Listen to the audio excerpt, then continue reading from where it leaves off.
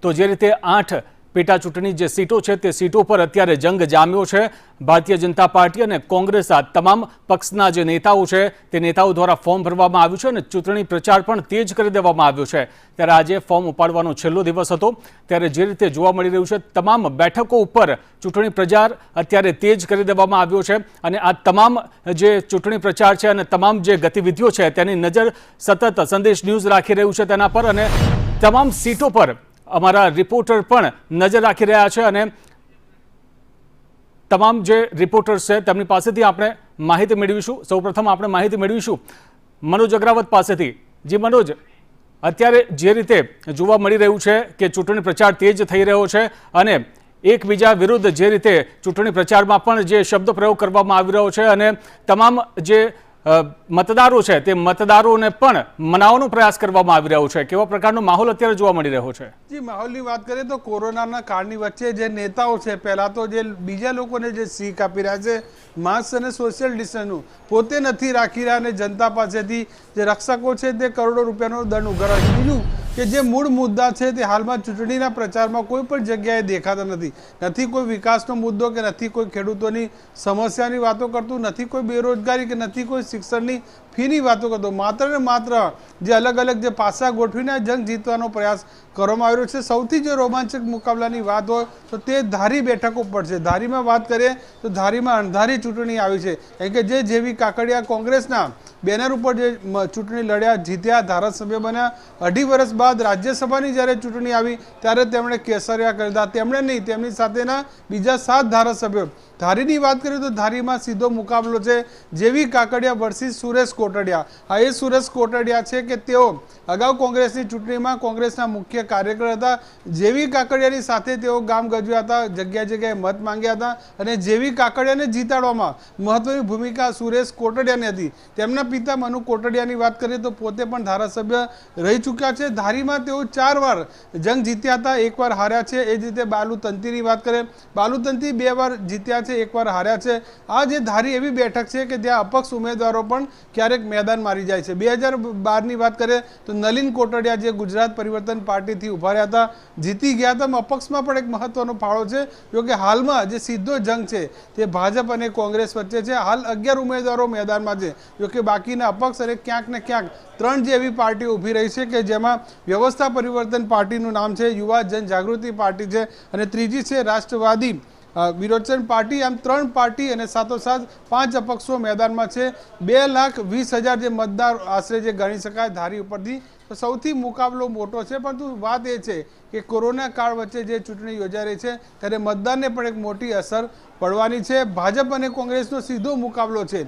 1962 થી 75ની વાત કરીએ કરુણેશ, તો આ બેઠક SC બેઠક હતી અને બાદમાં સામાન્ય બેઠક બની હતી અને ધીરે ધીરે અહીંયા અપક્ષો પણ ચૂંટણી લડ્યા છે, તે પણ જીત્યા છે અને ભાજપ અને કોંગ્રેસ 1962 થી લઈને 2020 સુધીનું જો પલ્લું જોઈએ તો કોંગ્રેસનું ઊંચું રહ્યું છે। જો કે આ વખતે જે કોંગ્રેસના ધારાસભ્ય છે ખુદ ભાજપમાં જે જોડાઈ જતા હવે ચૂંટણી છે તેઓ કોંગ્રેસ નહીં પરંતુ ભાજપ માટે તેઓ લડી રહ્યા છે અને ભાજપ માટે હવે મત માંગશે। જી મનોજ, જોડાયેલા રહેશો। તો આગળ બોટાદના ગઢડા બેઠક ઉપર પેટા ચૂંટણીનો જે જંગ જામેલો છે, ઉમેદવારો વચ્ચેનો આ જંગ છે, આ તમામ માહિતી મેળવીશું અમારા સંવાદદાતા ઉમંગ રાવલ પાસેથી। જે ઉમંગ, જણાવો કે અત્યારે ગઢડા ખાતે જે પેટા ચૂંટણી યોજાવા જઈ રહી છે ત્યારે કેવા પ્રકારનો માહોલ જોવા મળી રહ્યો છે? કરુણેશ, મહત્વની વાત છે, આમ 1995 થી આપણે વાત કરીએ તો આત્મારામ પરમાર કે જેઓ ભાજપમાંથી આ બેઠક ઉપર ચૂંટણી લડતા આવ્યા છે અને સતત તેઓ લગભગ 6 ટર્મ સુધી ગઢડા વિધાનસભામાંથી ધારાસભ્ય બન્યા છે અને પોતે એક વખત મંત્રી પણ રહી ચૂક્યા છે। 2017માં જ્યારે પ્રવીણ મારુએ કોંગ્રેસમાંથી દાવેદારી નોંધાવી હતી ત્યારે આત્મારામ પરમારને જે છે એ હરાવ્યા હતા। 2017માં એવું કહેવાય છે કે પાટીદાર ફેક્ટર હતું એ કોંગ્રેસ માટે ખૂબ મહત્વની ભૂમિકા ભજવી ગયું હતું અને તેના પરિણામે કોંગ્રેસને જીત મળી હતી। જોકે પ્રવીણ મારુએ હમણાં લગભગ 2-1 વર્ષ પહેલા જ કોંગ્રેસ સાથેથી છેડો પાડ્યો અને ધારાસભ્ય પદ ઉપરથી રાજીનામું આપતા ફરીથી ગઢડા બેઠક ઉપર જે છે પેટા ચૂંટણી યોજાવા જઈ રહી છે। તો આ વખતે પણ જે આત્મારામ પરમાર છે તેઓ ભાજપમાંથી અને કોંગ્રેસમાંથી મોહન સોલંકી કરી એક નવો ચહેરો અને સ્પષ્ટ વ્યક્તિત્વ સામે આવી રહ્યું છે, તેઓએ દાવેદારી નોંધાવી છે। કુલ લગભગ વાત કરીએ તો 16 જેટલા જે ઉમેદવારો છે તેઓએ ફોર્મ ભર્યા હતા, તેમાંથી 3 ઉમેદવારે ફોર્મ પરત ખેંચ્યા અને એક ઉમેદવારીમાં જે ઉમેદવાર હતા અપક્ષના તેઓના ફોર્મમાં ક્ષતિ જણાતા તેઓનું ફોર્મ રદ થયું છે। એટલે અત્યારે વાત કરીએ તો 12 ઉમેદવારો છે ગઢડા બેઠક ઉપર ચૂંટણી લડવા જઈ રહ્યા છે અને ખરાખરીનો જંગ આપણે કહીએ તો આત્મારામ પરમાર અને મોહન સોલંકી વચ્ચે સ્પષ્ટ દેખાઈ આવે છે. આત્મારામ પરમાર પોતે મિનિસ્ટર રહી ચૂક્યા છે અને સાથે જ તેઓ જીતનો તેઓ દાવો કરી રહ્યા છે. તો બીજી તરફ મોહન સોલંકી એટલે પ્રથમ વખત તેઓ કોઈ પણ ચૂંટણી હોય કે ધારાસભ્યની ચૂંટણી પ્રથમ વખત લડવા જઈ રહ્યા છે. એટલે ક્યાંક સ્પષ્ટ વ્યક્તિત્વના કારણે કોંગ્રેસને આ વખતે ફાયદો થઈ શકે છે, પરંતુ સામે આત્મારામ જે છે તેઓનું પલડું વધારે એટલા માટે ભારે દેખાઈ આવે છે કારણ કે 2017માં ગઢડાની જે વસ્તી છે 2 લાખ કરતા વધારે મતદારો છે તેઓએ કોંગ્રેસ ઉપર વિશ્વાસ મૂક્યો હતો અને તેઓનો વિશ્વાસઘાત પ્રવીણ મારુ દ્વારા કરવામાં આવ્યો હતો. આમ ફેક્ટરની વાત કરવા જોઈએ તો પાટીદાર ફેક્ટર જે 2017માં કામ કર્યું હતું આ વખતે ક્યાંક નહીવત તેનો ઉપયોગ કોંગ્રેસને મળશે. અને બીજી તરફ જાતિવાદ સમીકરણની આપણે વાત કરીએ તો પટેલ સમાજનું પ્રભુત્વ ગઢડા બેઠક ઉપર વધારે છે, તો સામે કોળી સમાજ પણ એટલું જ પ્રભુત્વ ધરાવે છે. પરંતુ હવે આજે ફોર્મ ભરવાની પરત ખેંચવાની આજે આખરી તારીખ હતી અને આખરી તારીખમાં 12 ઉમેદવારો જે છે અને સાથે કાંટાની ટક્કર આપણે કહીએ તો આત્મારામ પરમાર અને મોહન સોલંકી વચ્ચે સ્પષ્ટ દેખાઈ આવે છે. કરુણેશ જી, જોડાયેલા રહેશો ઉમંગ, આગળ પણ વધુ માહિતી મેળવીશું. તો આગળ વાત કરીએ લીંબડી બેઠકની. તો લીંબડી બેઠક પણ ઘણો ચર્ચાનો વિષય રહ્યો છે અને લીંબડી બેઠક પર ભાજપ તરફથી કિરીટસિંહ રાણા ઉમેદવાર છે, તો કોંગ્રેસ તરફથી ચેતન ખાચર ઉમેદવાર છે. કોંગ્રેસ તરફથી અંતે ચેતન ખાચરનું નામ જાહેર કરવામાં આવ્યું છે. આ અંગેની માહિતી મેળવીશું અમારા સંવાદદાતા મિહિર દુધરેજા પાસેથી. જી મિહિર, લીંબડી ખાતે અત્યારે કેવો માહોલ છે, શું જોવા મળી રહ્યું છે? કરુણેશ, જે પ્રમાણે લીંબડીની વાત કરવામાં આવે, લીંબડી એક ઐતિહાસિક જે સીટ છે, સુરેન્દ્રનગર જિલ્લાની મોટી એક સીટ કહી શકાય. કિરીટસિંહ રાણાની જો વાત કરવામાં આવે તો કિરીટસિંહ રાણા 2 વખત રાજ્ય કક્ષાના મંત્રી રહી ચૂક્યા છે, સાથે 8 વખત જે ચૂંટણીઓની અંદર તેઓ જીત્યા અને 3 વખત જે હાર્યા છે, 5 વખતની જે તેઓ જીત મેળવી છે. જે વાત કરવામાં આવે ચેતન ખાચરની, એકદમ નાની ઉંમરનો વ્યક્તિ અને કાઠી સમાજમાંથી આવેલો છે. બંને ક્ષત્રિય જે છે ઉમેદવારો તે લડી રહ્યા છે. લીંબડીના 2.5 લાખ મતદારો છે, જેમાં લીંબડી અને સાયલા જે 2 મોટા સેન્ટરો છે, બાકી તમામ જે ગામડાઓના સેન્ટરો છે. જાતિવાદી સમીકરણની વાત કરવામાં આવે તો અહીં જે મુખ્ય જે કોળી સમાજના લોકો છે તે વધારે છે અને કોળી સમાજના લોકોએ તે કોંગ્રેસના પૂર્વ ધારાસભ્ય એટલે કે જેમણે પક્ષ પલટો કર્યો છે તેવા સોમુભાઈ ગાંડાભાઈને ચૂંટણી જીતાવી હતી, ત્યારબાદ તેમણે પક્ષ પલટો કર્યો અને પોતાના પદેથી રાજીનામું આપ્યું, જેના લીધે આ જે સીટ છે તે ખાલી રહી હતી. ભાજપે પોતાની દાવેદારી નોંધાવવા માટે કિરીટસિંહ રાણાએ જે શરૂઆતથી જ મહેનત કરી હતી, જેને લીધે તેઓનું નામ છે તે ફાઇનલ કરી દેવામાં આવ્યું છે. અને ત્યારબાદ પરંતુ કોંગ્રેસ મોડે જાગી હતી અને ફોર્મ ભરવાના આગળના દિવસે જે ચેતન ખાચર છે તેના પર વરણી ઉતરી, એટલે કે ક્ષત્રિય સામે ક્ષત્રિય જે છે ઉમેદવારો ભાગ લઈ રહ્યા છે. જે કોળી સમાજ પછી વાત કરવામાં આવે તો પટેલ સમાજ અને પટેલ સમાજ બાદ જે ક્ષત્રિય સમાજ છે તે આ 3 મુખ્ય સમાજ છે તેનું વર્ચસ્વ વિધાનસભા સીટ ઉપર વધારે જોવા મળી રહ્યું છે. જે ટોટલ 23 લોકોએ આજ સુધીમાં ફોર્મ ભરેલા હતા, જેમાંથી 9 લોકોના ફોર્મ રદ થયા છે અને 14 જે દાવેદારો છે આ સીટ માટેના જે ઉમેદવારો છે તે ચૂંટણીમાં જંગ માટે જવાના છે. આ વિસ્તારની જો વાત કરવામાં આવે તો વિસ્તારમાં હજુ પણ વિકાસની ઘણી બધી ત્રુટિઓ છે તે લોકો પણ કહી રહ્યા છે. વિકાસની ઘણી બધી વસ્તુઓની ખાસ જરૂર છે, જેમાં પ્રાથમિક સુવિધા અને જે પાણી, જે કેનાલના પાણી છે તે માટે પણ ખેડૂતો હજી વલખા મારી રહ્યા છે. આ પ્રમાણે વિકાસની જરૂર છે, સાથે શાળા કોલેજ અને રોજગારીની પણ જે આશા છે લીંબડીના જે વિસ્તારના જે મતદારો છે તે માંગી રહ્યા છે. જે વાત કરવામાં આવે કિરીટસિંહ રાણાની તો કિરીટસિંહ રાણાનો પ્રચાર પ્રસાર જે શરૂ થઈ ચૂક્યો છે, જેની અંદર ભાજપના દિગ્ગજ નેતાઓ છે તેઓ પણ ચૂંટણી પ્રચાર પ્રસારમાં લાગી છે. તો સાથે ચેતન ખાચરનું નામ જાહેર થતાની સાથે જે કોંગ્રેસના પણ જે નેતાઓ છે, અગ્રણી નેતાઓ છે, તેઓ પણ ગામડે પ્રવાસ કરીને ચૂંટણીનો પ્રચાર અને પ્રસાર કરી રહ્યા છે. બંને પક્ષ જે છે તે મજબૂત પક્ષ છે, સાથે જે બાકીના જે અપક્ષ ઉમેદવારો છે તેઓએ પણ આજે ઝંપલાવ્યું છે. ખાસ કરીને મતદાર રાખવામાં આવશે કોળી સમાજના મતોનું, કારણ કે કોળી સમાજ કઈ બાજુ પોતાનું પલ્લું કરે છે તે જે ઉમેદવાર છે તેને લાભ થઈ શકે છે.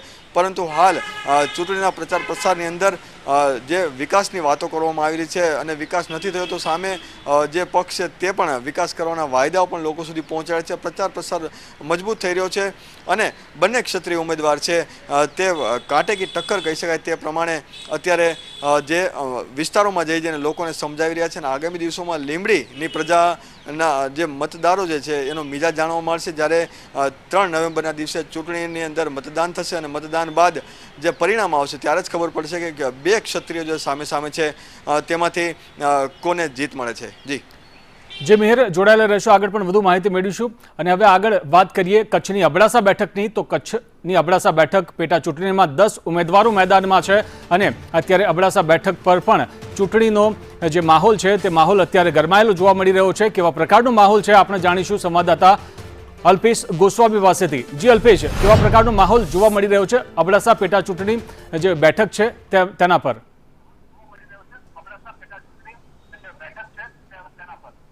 ચોક્કસથી તરુણેશ, અબડાસા બેઠકની વાત કરો તો અબડાસા બેઠક છે તે ભૌગોલિક રીતે સૌથી મોટી બેઠક છે, જેમાં 3 તાલુકાનો સમાવેશ થાય છે, જેમાં અબડાસા, લખપત અને નખત્રાણા એમ 3 તાલુકા આવે છે. અબડાસા બેઠકની વાત કરવામાં તો વર્તમાન જે એના ધારાસભ્ય હતા પ્રદ્યુમનસિંહ જાડેજા, તેમને કોંગ્રેસમાંથી રાજીનામું આપીને તેઓ ભાજપમાં જોડાયા છે, અને જેને લઈને આ બેઠક ખાલી પડી છે. અત્યાર સુધીમાં બેઠક પર 32 જેટલા ઉમેદવારોએ પોતાના ફોર્મ ભર્યા હતા. આજે ફોર્મ ખેંચવાનું અંતિમ દિવસ હતું અને આજે 9 જેટલા ઉમેદવારોએ પોતાની ઉમેદવારી ફોર્મ છે તે પરત ખેંચ્યું છે. 10 જેટલા ઉમેદવારો છે તે હવે ચૂંટણી જંગ છે, પરંતુ અબડાસા બેઠક ઉપર ચોક્કસથી જે રીતે અપક્ષ ઉમેદવારો પણ મેદાને છે, જેને લઈને ચોક્કસથી ભાજપ અને કોંગ્રેસના નેતાઓની ઊંઘ છે તે હરામ થઈ ચૂકી છે, કારણ કે કંઈક ને કંઈક અપક્ષ ઉમેદવાર છે તે ભાજપ અને કોંગ્રેસની બાજી બગાડી શકે છે. મુખ્ય જે ચૂંટણી જંગ છે અબડાસાનો તે ભાજપના ઉમેદવાર પ્રદ્યુમનસિંહ જાડેજા તો સામે જ કોંગ્રેસના ઉમેદવાર શાંતિલાલ સેંઘાણી. રાજ્યસભાની ચૂંટણી વખતે કેસરિયા ધારણ કરેલા પ્રદ્યુમનસિંહ જાડેજાને ફરી એક વખત આ બેઠક પર પ્રદ્યુમનસિંહ જાડેજાને ભાજપે ટિકિટ આપી છે, તો કોંગ્રેસે પાટીદાર ચહેરો અને ડોક્ટર એવા શાંતિલાલ સેંઘાણીને ચૂંટણી મેદાન પર ઉતાર્યા છે. હાલ ભાજપ અને કોંગ્રેસના બંને જે ઉમેદવાર છે તેમને પોતાનો પ્રચાર શરૂ કરી દીધો છે અને ચૂંટણી જંગમાં ઝંપલાવી દીધું છે. પરંતુ અબડાસા બેઠકની જો વાત કરો તો અબડાસા બેઠકનો ચોક્કસથી એક ઇતિહાસ રહ્યો છે કે એકવાર ચૂંટાયેલો ઉમેદવાર છે તે બીજી વાર રિપીટ થતો નથી. આથી પ્રદ્યુમનસિંહ જાડેજા અને ભારતીય જનતા પાર્ટીની પ્રતિષ્ઠા છે તે અત્યારે દાવ ઉપર લાગી છે, અને આ પ્રતિષ્ઠા દાવ ઉપર છે ત્યારે ભાજપના તમામ દિગ્ગજ નેતાઓ હાલ પ્રચારમાં લાગી ગયા છે, તો કોંગ્રેસે પણ પોતાનો પ્રચાર શરૂ કર્યો છે. અબડાસા બેઠકની વાત કરો તો અબડાસા બેઠક છે તે કોંગ્રેસનો ગઢ માનવામાં આવે છે. અત્યાર સુધીમાં જે 14 વખત ઇલેક્શન આ બેઠક પર યોજાયું છે, જેમાં 10 વખત કોંગ્રેસનો વિજય થયો છે. છેલ્લા 3 વખતથી અબડાસા બેઠક પર કોંગ્રેસનો દબદબો રહ્યો છે. ફરી એકવાર જ્યારે પેટા ચૂંટણી છે ત્યારે ચોક્કસથી ભાજપ અને કોંગ્રેસે હાલ તો જે સ્થાનિક મુદ્દાઓ છે તેને લઈને હાલ તો પ્રચાર શરૂ કર્યો છે, અને બંને ઉમેદવારોએ હાલ તો જીતના દાવા કર્યા છે, પરંતુ અબડાસા બેઠક પર આખરે કોનો વિજય થશે, ભાજપ કે કોંગ્રેસ, તેના પર અલ્પેશ જોડાયેલા રહેશો. આગળ પણ વધુ માહિતી મેળવીશું. અને હવે આગળ વાત કરીએ દક્ષિણ ગુજરાતની બેઠક એટલે કે વલસાડની કપરાડા બેઠક પરની. તો કપરાડા પેટા ચૂંટણીમાં 4 ઉમેદવારો મેદાને ઉતર્યા છે. કપરાડામાં જીતુ ચૌધરી ભાજપના ઉમેદવાર છે, તો કોંગ્રેસના બાબુ વરઠાને જીતુ ચૌધરી સામે ઉતારવામાં આવ્યા છે. ત્યારે કપરાડા બેઠક પર અત્યારે ચૂંટણીનો કેવો માહોલ છે તેના વિશે વાત કરીશું મારા સંવાદદાતા જાવેદ ખાન સાથે. જી જાવેદ, જણાવો કે અત્યારે કેવા પ્રકારનો માહોલ જોવા મળી રહ્યો છે?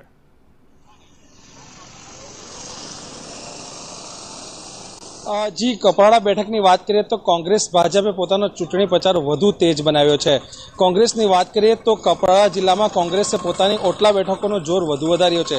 ત્યારે ભાજપની વાત કરીએ તો સુરતથી લઈને વલસાડ જિલ્લા સુધીના જે પેજ પ્રમુખોથી લઈને જે યુવા કાર્યકર્તાઓ છે એ તમામે તમામ અહીં આવી પહોંચ્યા છે, અને કપરાડાના દરેક વિસ્તારની અંદર તેઓ ચૂંટણી પ્રચાર કરી રહ્યા છે. ત્યારે એક એક ઘર સુધી જવાનો બીજેપીનો લક્ષ્યાંક છે, ત્યારે કોંગ્રેસ પણ એ જ ફાયદો ઉઠાવી રહી છે કે તે પણ દરેકે દરેક ઘર સુધી જઈને પોતાનો પ્રચાર શરૂ કરે. ત્યારે વાત કરીએ તો કપરાડા વિધાનસભા વિસ્તાર છે એ 3 વિસ્તારોમાં વહેંચાયેલું છે. એક તો અંતરિયાળ વિસ્તાર, બીજો છે મધ્ય વિસ્તાર, અને ત્રીજો જે છે પારડી અને વાપી તાલુકાના જે ગામો છે એ વિસ્તાર. એટલે કે જે ક્રીમ વિસ્તાર કહી શકાય કે જ્યાં મતો વધુ ગામડાઓમાં જે વધુ મતદાન થતું હોય તેવા ગામડાઓ છે એ વાપી તાલુકો અને પારડી તાલુકાના જે ગામડાઓ છે ત્યાં સૌથી વધુ બેઠકો ધરાવતી મતદાનવાળું જે ગામો છે એ છે. ત્યાર પછી મધ્ય વિસ્તાર છે જ્યાં જે છે એ બેઠકો છે એ ગામડાઓ છે ત્યાં મતદાન જે છે એ થોડી લોઅર થાય છે, અને જે અંતરિયાળ વિસ્તાર છે ત્યાં જે ગામડાઓ છે ત્યાં ઓછી સંખ્યામાં મતદાતાઓ છે. એટલે કે 3 વિસ્તારમાં વહેંચાયેલું છે. ત્રણે જે પાર્ટી છે, ખાસ કરીને વાત કરીએ તો અપક્ષના ઉમેદવાર છે એ ભાજપના સક્રિય કાર્યકર્તાઓ છે, તેઓએ મનોબળ બનાવ્યું છે કે ભારતીય જનતા પાર્ટીના ઉમેદવાર સામે તેમનું પોતાનું પર્સનલ પ્રોબ્લેમ હોવાથી લઈને તેઓ આ ચૂંટણીમાં ઝંપલાવ્યું છે, અને તેઓ માત્ર ને માત્ર ભાજપના મતોને તોડશે તેવું અહીંનો સિનેરિયો બન્યો છે. ત્યારે કોંગ્રેસ જે પોતાનો ઇતિહાસ ટકાવી રાખવાના મરણિયા પ્રયાસો કરી રહ્યું છે, ત્યારે ભાજપ પણ પોતાનો ઇતિહાસ બનાવવા માટે સૌ પ્રથમવાર આ ચૂંટણી જીતવા માટે ને જે કોંગ્રેસમાંથી ભાજપમાં આવેલા એવા ઉમેદવારને જીતાડવા માટે એડી ચોટીનું જોર લગાવી રહી છે. પ્રદેશથી લઈને નાના નાના કાર્યકર્તાઓ, નેતાઓ અહીં આવી પહોંચ્યા છે અને એડી ચોટીનું જોર લગાવી રહ્યા છે. ત્યારે કપરાડા વિસ્તારમાં જે સિનેરિયો સર્જાયો છે તે આ સિનેરિયો છે કે સીધું 3 પક્ષ વચ્ચે સીધો જંગ સર્જાશે. જી જાવેદ જોડાયેલા રહેશો, આગળ પણ વધુ માહિતી મેળવીશું. અને હવે આગળ વાત કરીએ કરજણ બેઠકની, તો કરજણ બેઠક પણ સૌથી મહત્વની રહી છે, કારણ કે કરજણ બેઠક પર અત્યારે હાલ 9 ઉમેદવારો મેદાનમાં છે. કરજણમાં 5 અપક્ષ ઉમેદવારો મેદાનમાં છે, જેમાં આરજેપી અને બીટીપીના પણ ઉમેદવારો મેદાને છે. અક્ષય પટેલ ભાજપના ઉમેદવાર છે, તો કિરીટસિંહ જાડેજા કોંગ્રેસના ઉમેદવાર છે. કરજણ બેઠક પર અત્યારે કેવો માહોલ છે, જાણીશું અમારા સંવાદદાતા કૃણાલ શર્મા પાસેથી. જી કૃણાલ.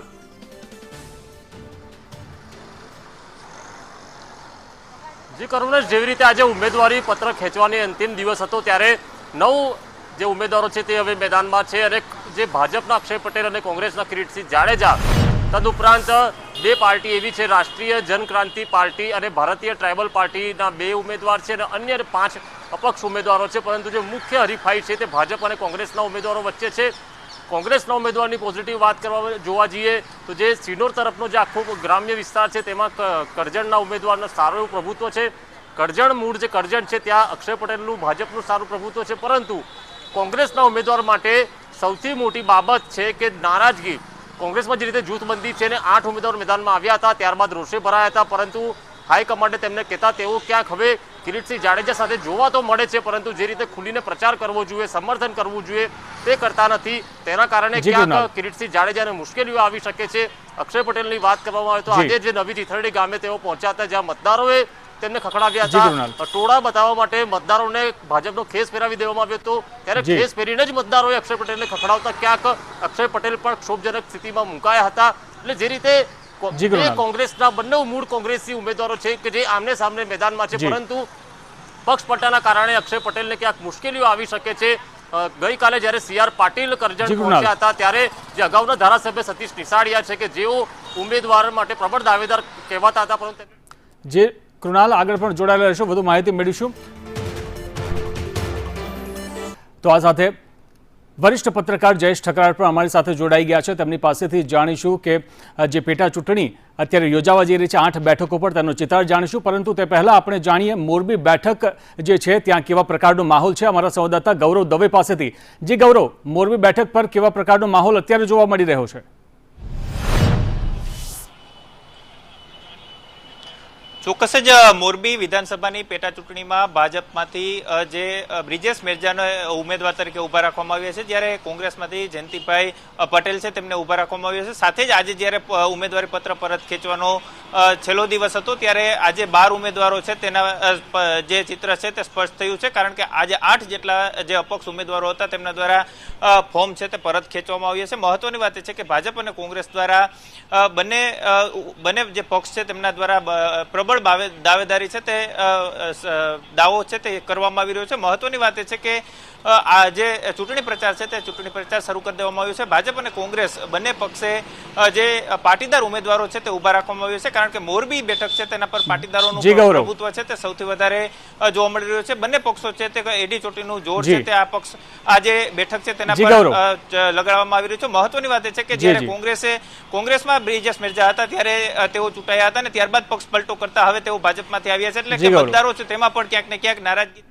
જી ગૌરવ, જોડાયેલા રહેશો, આગળ પણ વધુ માહિતી મેળવીશું. આગળ વાત કરીએ ડાંગ વિધાનસભા બેઠકની, તો ડાંગ બેઠક ઉપર અત્યારે કેવો માહોલ છે તે જાણીશું આઝમ સાલે પાસેથી. જે આઝમ, જણાવો કે ડાંગની જે બેઠક છે તે બેઠક પર અત્યારે ચૂંટણી જંગ કેવો જોવા મળી રહ્યો છે? ડાંગની બેઠક જે છે જેમાં 9 ઉમેદવારો ફોર્મ ભરવામાં આવ્યા હતા, જેમાંથી 6 જે છે તે અપક્ષના છે, અને જે એક ભારતીય જનતા પાર્ટી, એક કોંગ્રેસ અને એક બીટીપીનો છે. આપણા સાથે વિશ્લેષક છે, વિશ્લેષક જાણે છે શું કેવું છે ડાંગ બેઠકને તમે કેવી રીતે જોઈ રહ્યા છો? હવે તો ફોર્મો ભરાઈ ગયા છે 9 ઉમેદવાર. ડાંગ બેઝિકલી આદિવાસી વિસ્તાર છે. આખો આપણે જોઈ રહ્યા છે કે 2012, 2017માં ભાજપે વિજય પટેલને જ મેદાનમાં ઉતાર્યા હતા. 2017માં પણ ભાજપે વિજય પટેલને ઉમેદવારો બનાવ્યા. 2012માં જે લીડ 2400ની આજુબાજુ હતી તે ઘટીને 2017માં 800 પર આવી રહી. એટલે ભાજપ અને કોંગ્રેસ વચ્ચે અહીંયા જબરજસ્ત ફાઇટ બંને ઇલેક્શનમાં જોવામાં આવી છે કે બંને વચ્ચે એકદમ રસાકસી અને રોમાંચક જંગ હતો. આ વખતે જે બીટીપી એ મેદાનમાં ઉતરી છે, બીટીપીએ બાબુભાઈ ગાવિતને ટિકિટ આપી છે, કોંગ્રેસ સૂર્યકાંત ગાવિતને ટિકિટ આપી છે. અહીંયા એક જ સમાજના 2 માણસો છે, જ્યારે ભાજપે વિજય પટેલને મેદાનમાં ઉતાર્યા છે. વિજય પટેલ બીજેપીના જૂના જોગી છે આ વખતે આ જી આઝમ. ડાંગ પર એકમાત્ર એવી જી. બેઠક છે કે જ્યાં કોંગ્રેસમાંથી બળવો કરીને આવેલા ઉમેદવારને ભાજપે ઉમેદવાર બનાવ્યા નથી અને પોતાના ઉમેદવારને ત્યાં ટિકિટ આપી છે. આ એક પ્લસ પોઈન્ટ બીજેપી જી માટે આઝમ. સંગઠન લક્ષી છે અને ભાજપનું સંગઠન ત્યાં કામ કરે છે, સાથે કોંગ્રેસનું સંગઠન પણ એટલું જ મજબૂત છે. જી. તો આની અંદર બીટીપી અને બીજા અપક્ષો છે તે બહુ નિર્ણાયક રહેશે. જી આઝમ. કારણ કે આપણે બે ઇલેક્શનની તરે જોઈએ છે 2012 અને 2017માં. તો 2012 અને 2017માં જેડીયુએ ખાસા એવા મત કાપ્યા હતા કોંગ્રેસના, છતાં પણ કોંગ્રેસ જીતી. 4,500,000ની મતની જી. જેડીયુએ જી આઝમ. લીડ કાપી હતી કોંગ્રેસની, છતાં પણ કોંગ્રેસ 2012માં 2400ની લીડથી જીતી હતી અને 2017માં 700ની આજુબાજુની લીડથી જીતી હતી. તો જોયું હશે કે વિશ્લેષક સૈયદભાઈ શકીરે જી. જણાવ્યું છે કે કાંટાની ટક્કર ડાંગ બેઠક ઉપર જોવા મળશે, એ નિર્ણાયક રહેશે, કારણ કે ગત જે જોડાયેલા રહેજો. આજે આગળ પણ વધુ માહિતી મેળવીશું. તો આ સાથે વરિષ્ઠ પત્રકાર જયેશ ઠકરાર અમારી સાથે જોડાઈ ગયા છે. જી જયેશભાઈ, આપનું સ્વાગત છે સંદેશ ન્યૂઝમાં. તો જે રીતે ભારતીય જનતા પાર્ટી અને કોંગ્રેસ દ્વારા તમામ ઉમેદવારોને મેદાને ઉતારી દેવામાં આવ્યા છે, મતદારોનો કોની પર વધારે જોક રહેશે, શું આપ જણાવી રહ્યા છો આ બાબતે?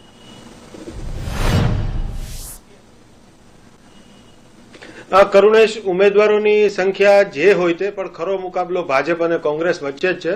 હું આપને જણાવી દઉં કે મોરબીમાં 12 ઉમેદવારો મેદાનમાં છે, પરંતુ ખરો મુકાબલો બ્રિજેશ મેરજા અને જયંતિલાલ પટેલ વચ્ચે જ છે. અને બ્રિજેશ મેરજાએ તો શરૂઆતથી જ, જ્યારે એમણે કોંગ્રેસમાંથી રાજીનામું આપ્યું ત્યારથી જ એમણે પ્રચાર શરૂ કરી દીધેલો. સવાલ માત્ર એટલો જ હોય છે કે ચૂંટણીમાં પક્ષના જ કેટલા લોકો તમારી સાથે છે અને પક્ષના કેટલા લોકો વિરુદ્ધ છે. જેમ કે કાંતિ અમૃતિયા છે, એમને પક્ષ દ્વારા વોર્નિંગ આપી દેવામાં આવી છે અને અત્યારે ઉપરથી આપણે જોઈએ તો એ બ્રિજેશ મેરજાની સાથે છે. બીજી તરફ જયંતિલાલ પટેલની વાત કરીએ તો નગરપાલિકાના પ્રમુખ અને જિલ્લા પંચાયતના પ્રમુખ જે એમના છે એ બંને કોંગ્રેસને છોડી દીધી છે. એટલે દેખીતી રીતે એવું લાગે કે કોંગ્રેસમાંથી સૌથી વધુ લોકો પેટા ચૂંટણીના મહત્વના તબક્કે ભાજપને સપોર્ટ કરી રહ્યા છે. પરંતુ આ જ પરિસ્થિતિમાં પક્ષ પલટાને મોરબીની જનતા કેવી રીતે વધાવે છે એ જોવાનું રહે છે. કારણ કે મોરબીની બેઠક બહુ ઇન્ટરેસ્ટિંગ એટલા માટે છે કે ગયા વખતે પણ કાંતિ અમૃતિયાની સામે બ્રિજેશ મેરજા ખૂબ જ પાતળી સરસાઈથી જીત્યા હતા. 2,17,000 મતદારોની આ બેઠક અને એમાં 12 ઉમેદવારો જોઈએ તો મોટાભાગના ક્યારેય અપક્ષ ઉમેદવારો અહીંયા જીત્યા નથી. પરંતુ આ વખતે બ્રિજેશ મેરજા જે પક્ષ પલટાવી અને બીજા પક્ષ વતી લડી રહ્યા છે, તો ભાજપ તરફથી બ્રિજેશ મેરજાને કેવો સપોર્ટ મળે છે આ મહત્વનું છે. બીજી તરફ જયંતિલાલ પટેલ છે 5 વખત હારી ચૂક્યા છે, પણ પાટીદારોનું જે ફેક્ટર છે, જે કડવા પાટીદારોનો આ મુખ્ય ગઢ ગણાય છે મોરબી વિસ્તાર, એમાંથી પાટીદારો પક્ષ પલટાને મહત્વ આપે છે, આયારામ ગયારામને મહત્વ આપે છે કે જયંતિલાલ પટેલને 6ઠ્ઠી વખત ચૂંટે છે. આ બહુ મહત્વની બાબત બની રહેશે. જી, તો ફક્ત એક ક્વેશ્ચન આપને કરવા માંગીશ કે વધુ મોરબીયાઓ કોને લાભ કરાવશે, ભાજપને કે કોંગ્રેસને?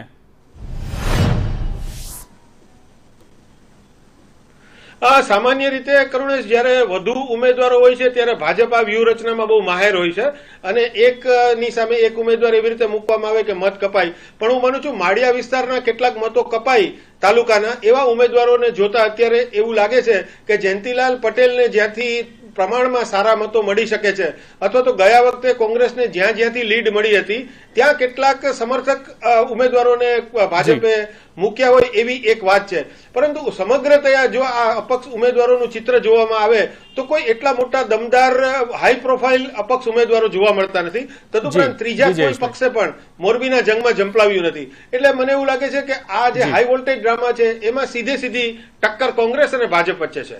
જી જયેશભાઈ, આભાર અમારી સાથે જોડાવા બદલ.